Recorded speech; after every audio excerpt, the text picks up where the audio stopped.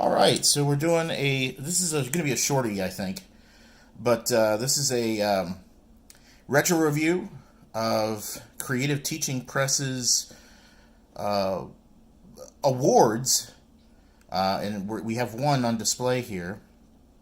And I'm doing this because there's two very cool things about this. The first is has to do with how I found this, and the second is a little bit of history on stickers. I'm doing these scratch and sniff reviews, but I haven't really talked about the history of scratch and sniff stickers or anything like that. And so this is a good way to start. This dates, as you can see here, from 1977. So this would have been right at the very beginning of the scratch and sniff craze, if you will, that was in the late 70s and early 80s. And this basically, this type of thing is how the craze started. They started as a reward system created for teachers. So this is why, especially in the early days, in the beginning, Creative Teaching Press, or what is known as CTP, or Trend Enterprises, who were some of the most popular stickers in those days, those manufacturers made teaching supplies, and somebody somewhere decided that scratch and sniff stickers would be a cool idea, and that's where they started. And it has, as you can see, one of the things that they decided to do with them was put them on awards. And so what would happen is you would get a pack of these, and there would be a sheet of stickers with it, and the teacher could affix the sticker onto the award and present that to whomever he or she needed to. And I apologize for saying she. It's just that for elementary school kids back in those days, I don't think there were any primary school teachers that were men. Certainly not when I was in. So I apologize for saying that. It's just that in my day it was all she. I realize that's not the case now. But this is how it all started. This is where the stuff came from and how it got popular. Now, what's interesting about this particular award is, as you can see, it is in absolutely mint condition. There's not a mark on it. The sticker is perfect. I didn't even scratch this one, but I'm gonna. Yep, it still smells. It's cherry.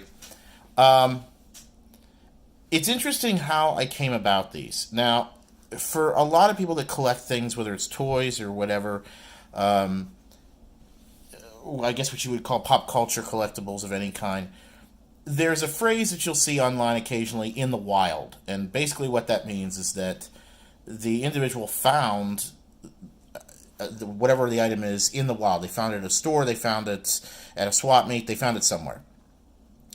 And I will tell you that in all the years I've collected stickers, ever since they went out of style, so basically from the time they stopped really selling them actively, I have not found a classic sticker in the wild anywhere until this.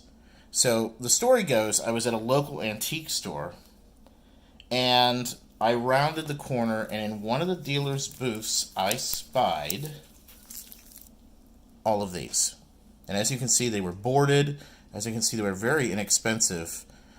Typically, awards like this at auction will go anywhere between $10 and $15 with a sticker on it, but these were $2 a piece. I don't know if the person didn't know what they had, or they just wanted to blow them out and get rid of them, or whatever. There's 10 of them, and I just bought them all because I figured, when am I going to see something like this in the wild ever again? And I bought them. So it's very cool. I'm going to go back actually today. I'm hoping the guy saw what they sold and has more and puts them out. Maybe he put it out as a tester to see what would go. But yeah, I thought this was really cool. It was something that I did not expect to find in the wild, and there it was, and I was pretty excited about it. So if you happen to come upon this, and you've got stuff like this laying around, perhaps you were a teacher back then or what have you, you're looking to get rid of it or you don't know what to do with it, by all means, contact me. Let me know. I'll be more than happy to give you some money and take it off your hands. This is just really, really cool. I'm really glad I found this, and the way I found it is pretty neat. So I just thought I'd share it with everyone. and gives you a little bit of history on some stickers and why they got popular and how they got popular. Long about the time I was in kindergarten in 1980, they were really coming into their own, and they were really getting popular. And I remember trading with kids, and you had your books, and you'd peel the sticker out and give it to them, and they'd peel a sticker and give it to you, and it was a cool little hobby. And it lasted for a few years, and then, like most fads, it went away. But there's still a bunch of us out there that collect it, and that's where the Scratch and Sniff Sticker Collector Society comes into play. You can find us on Facebook if you're interested. By all means, look us up, join us, and relive some of these memories. But anyway, this is it. Again, it's just been a little review, but I wanted to kind of get this out there. I do have a few other awards from primarily from Trend.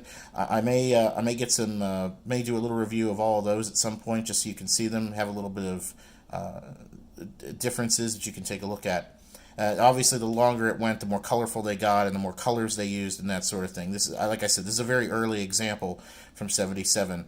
For the record, I was a year old at the time this came out. So very cool.